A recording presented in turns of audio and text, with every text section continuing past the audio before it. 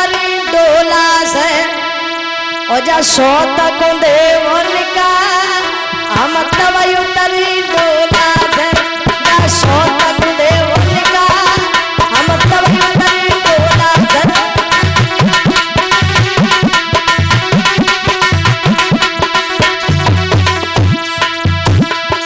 जा फटो भाव एक पासद जा फटो भाव एक पासद जा जाई उड़ावे का मतलब उतरी डोला से जो रौनक देवन का मतलब उतरी डोला से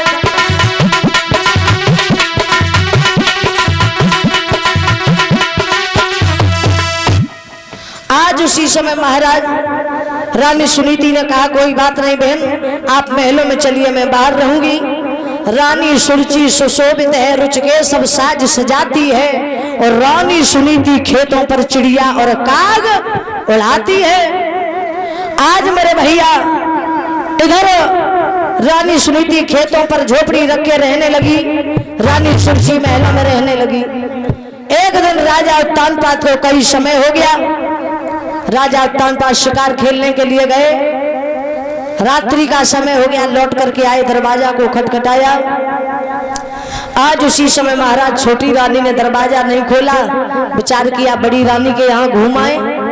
राजा उत्तानपाद ने घोड़े को लौटाया, बड़ी रानी के यहाँ पर पहुंचे, आवाज लगाई, बोले रानी बाहर आओ। रानी सुनीति झोपड़ी के बाहर निकली, देखने लगी, विचार करने लगी ऐसा तो नहीं 6 महीने हो गए मेरे पिया कभी आए नहीं, तो आज ऐसा ना हो कहीं मेरी सौत ने मरवानी के लिए भेजा हो और भला पति के हाथों से मौत हो जाए तो बहुत अच्छी बात। इधर महाराज रानी सुनीति ने जब 6 महीने हो गए थे राजा उत्तानपाद के चेहरे को नहीं देखा, मरने के लिए जा रही, तो आज उसी समय महाराज नारद जी ने कहा था कि बिटिया तुम लौट जाओ, तुम्हारे गर्भ से बड़ा सुंदर भक्त पुत्र पैदा होगा।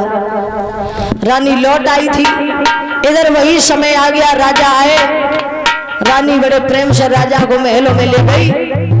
आज उसी समय महाराज महलों में ले जाकर के जब झोपड़ी में बिठाया, राजा ने कहा रानी मुझे बहुत तेज भूख लगी, भोजन हो तो दे दो। महाराज रानी सुनीति जौ की रोटी लाई, उस पर नमक रख के राजा को दिया। राजा ने बड़े प्रेम से भोजन किया। बारे समय पे दुर्जन संग समय सतसंग करावे और समय पे होवे मिलन समय बिछड़न करवावे।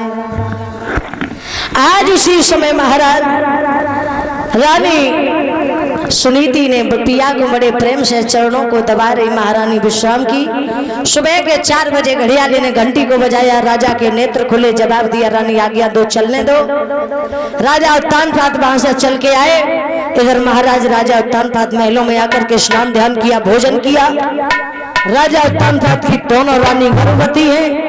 समय आने पर महाराज दोनों रानी के पुत्रों से एक एक गर्भ पुत्र ने जन्म लिया। बड़ी रानी जो झोपड़ी में रहती सुनीति, उसके गर्भ से एक पुत्र ने जन्म लिया। छोटी रानी सुरुचि महलों में रह रही, उसके गर्भ से एक पुत्र ने जन्म लिया। तो जो झोपड़ी में रहती उसके पुत्र का नाम रखा ध्रुव और जो महलों में रहती उसके पुत्र का नाम रखा उत्तम। दोनों बालकों के नाम रखे। उत्तम खेलता खेलता ध्रुव के पास में पहुंचा, काफी समय तक खेलता रहा। जब लौटा तो कहा भैया कल आप हमारे यहाँ आना। ध्रुव सवेरा होते हुए पहुंचे।